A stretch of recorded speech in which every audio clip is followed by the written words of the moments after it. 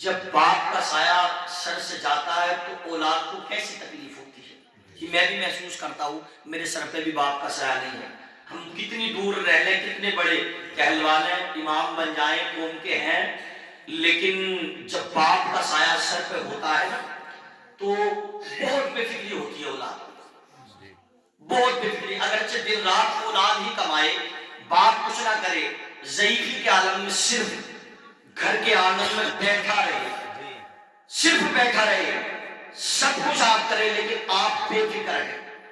اور یہ بے فکری آدمی کو اتنا اچھی لگتی ہے، اتنی اچھی لگتی ہے کہ یہ سمجھتا ہے کہ جب وہ بے فکر ہوتا ہے تو کہ جیسے اس پہ کوئی بوجھ ہی نہیں ہے، اور وہ کچھ نہ کرے، ساری فکرات، ساری چیزوں کی ذمہ داریاں اس کے سر پر آ جائے، تب اسے پتا چلتا ہے. یہ تب پتا چلتا ہے جب ماں اور باپ کا سایہ سر سے چلا جاتا ہے. ان کی اولاد سے پوچھے آج کہ جب ان کے باپ کا سایہ سر سے گیا ہے تو اولاد کے دل پہ کیا بیت رہی ہے. یہ جانے کے بعد جو یہ تو فرما برداروں کا مسئلہ، جو نافرمان ہوتے ہیں نا، وہ بھی ماں باپ کو جب کھو دیتے تب انہیں پتا چلتا کہ ماں باپ ہے کیا چیز. سمجھ رہے ہیں آپ؟ اور باپ باپ ہوتا ہے، ماں ماں ہوتی ہے.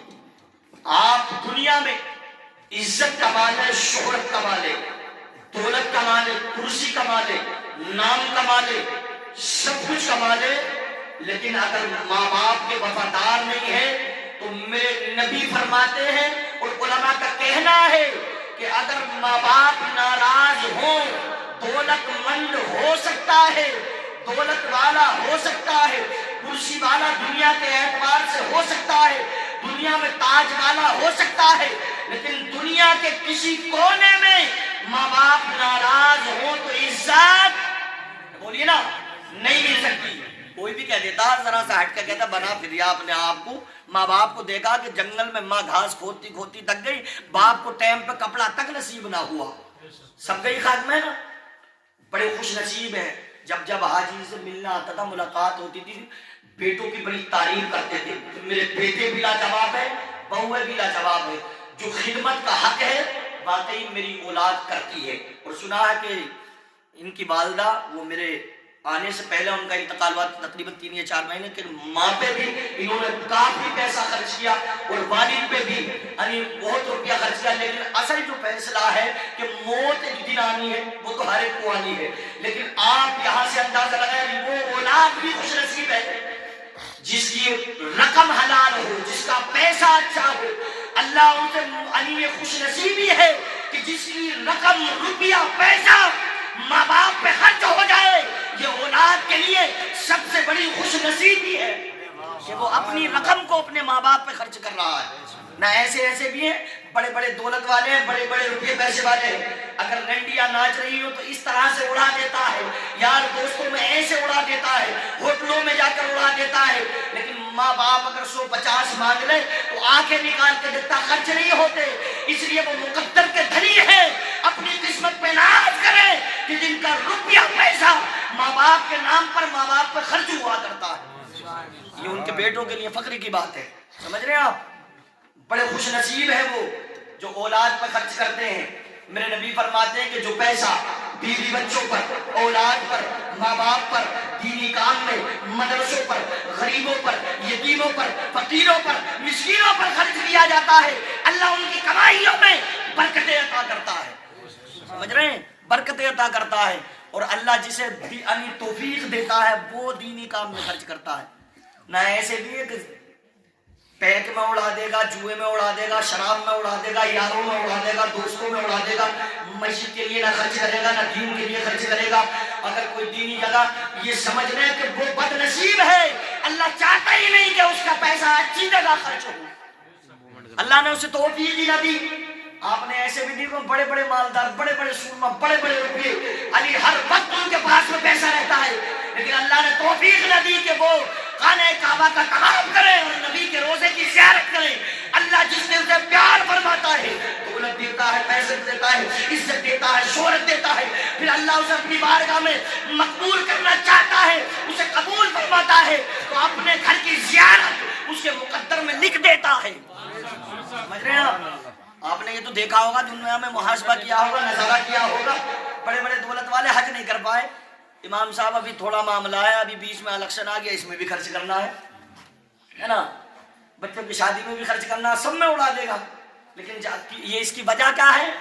اللہ چاہتا ہی نہیں کہ تیرا پیسہ اچھی جگہ خرچ ہو. اس لیے یہ ان کی اولاد. اور ہمارے اسرار بھائی بڑے ماشاءاللہ سننے میں آتا کہ نماز تو پڑھتے ہی ہیں، تہجد بھی پڑھتے ہیں. سبحان اللہ، اپنے باپ کے نقش قدم پر چل رہے ہیں. حاجی صاحب یہ بات، اس میں کوئی شک نہیں ہے، نماز کے پابند تھے، 5 وقت نماز پڑھتے تھے، قرآن کی تلاوت بھی کرتے تھے، اور سب سے اہم بات یہ ہے کہ تہجد بھی پڑھتے تھے. اور جس کا وقت زیادہ تر مسجد میں گزرے وہ اس حدیث پاک کی صدمہ آتا. میرے نبی نے فرمایا کہ دنیا میں اگر سب سے اچھی جگہ کوئی ہے تو وہ خدا کا گھر ہے. بولے نا سبحان اللہ. یہ نہ سمجھے کہ اپنی تقریر کے لیے کلوا رہے ہیں سبحان اللہ. جب کوئی سبحان اللہ کہتا ہے اس کا معنی اللہ تو پاک ہے. بولی سبحان اللہ، اللہ تو پاک ہے. جب بار بار بندہ کہتا ہے اللہ تو پاک ہے، اللہ تو پاک ہے، اللہ تو پاک ہے، اللہ خوش ہو کر فرماتا ہے فرشتوں گواہ ہو جاؤ میری ذات تو وہ ہے جو پاک ہے. لیکن اللہ کے کچھ بندے اور بندیاں رات کی تاریکی میں موا ڈابرا کی سرزمین میں بیٹھے ہوئے، حاجی محمد اسحاق صاحب کے مکان میں بیٹھے ہوئے کچھ بندے اور بندیاں سبحان اللہ کی صدائیں بلند کر رہے ہیں، میرے نام کو بلند کر رہے ہیں، بار بار میری باتیں بیان کر رہے ہیں، فرشتوں گواہ ہو جاؤ میری ذات تو وہ ہے جو پاک ہے. سبحان اللہ کہنے کے بدلے میں نے تمام کو گناہوں سے پاک کر دیا ہے.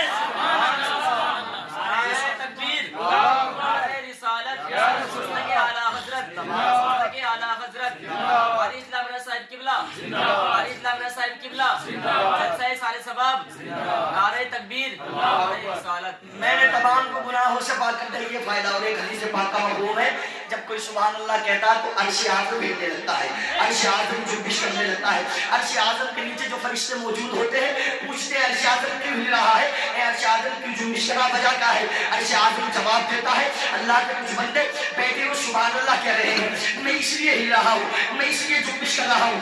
عرش اعظم کے نیچے جو فرشتے پوچھتے ہیں اے عرش اعظم کیوں ہل رہا ہے، اللہ کے بندے بار بار پاکی بیان کر رہے ہیں، اللہ پاک کی حمد و ثنا بیان کر رہے ہیں، میں اس لیے ہل رہا ہوں، میں اس لیے جنبش کر رہا ہوں. عرش اعظم کے فرشتے پوچھ رہے ہیں اے عرش اعظم ذرا جواب دے، بتا وہیں سے کب تک ہلے گا، کب تک جنبش کرتا رہے گا.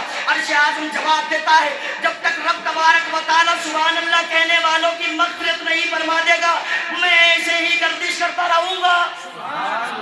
پتہ چلا کہ تم رب کا ذکر بیان کر رہے ہو، پاکی بیان کر رہے ہو، ادھر عرش اعظم ضمانت لے رہا ہے کہ اللہ رب العزت تمہاری مغفرت فرما دے گا. اور مقصد صرف یہاں یہی ہے آنے کا، اللہ حاجی صاحب کی بھی مغفرت فرما دے، ان کے خاندان سے ان کی اہلیت جو بھی گئے ہیں اللہ سب کو بخش دے، یہاں بیٹھنے والوں کے تمام زندگی کے گناہوں کو معاف فرما دے. سمجھ رہے ہیں آپ؟ یہی تو مقصد ہے نا. اور اس مقصد کے علاوہ آئے کہ صاحب ان کے بیٹے دیکھ لیں کہ ہم فاطمہ آئیں تو آنے کا تو تھوڑا بہت مل جائے لیکن ثواب سے محروم ہو جائے، کیونکہ نیت پہ ہے سب کچھ. کیوں اعظم بھائی؟ سمجھ رہے ہیں؟ نیت پہ ہزار و مدار. سنیں میں نے جو آیت تلاوت کی، اللہ رب العزت ارشاد فرماتا ہے قرآن پاک میں کل من علیہا فان ویبقى وجہ ربک ذو الجلال والاکرام. ہر ایک چیز فنا ہو جائے گی، اگر باقی رہنے والی ذات ہے تو وہ تمہارے رب کی ذات ہے. یہ مکان بنے ہیں ایک نہ ایک دن گریں گے، اولاد پیدا ہوئی ایک نہ ایک دن بنے گی، انتقال کرے گی، ضرور جانا، اس میں تو کسی کا اختلاف ہی نہیں ہے. ایک دنیا میں آنے کے لیے قانون ہے، ضابطہ ہے. پہلے بیٹا آیا، یعنی پہلے دادا آیا، باپ آیا، پھر بیٹا آیا، لیکن جانے کے لیے کوئی ایسا قانون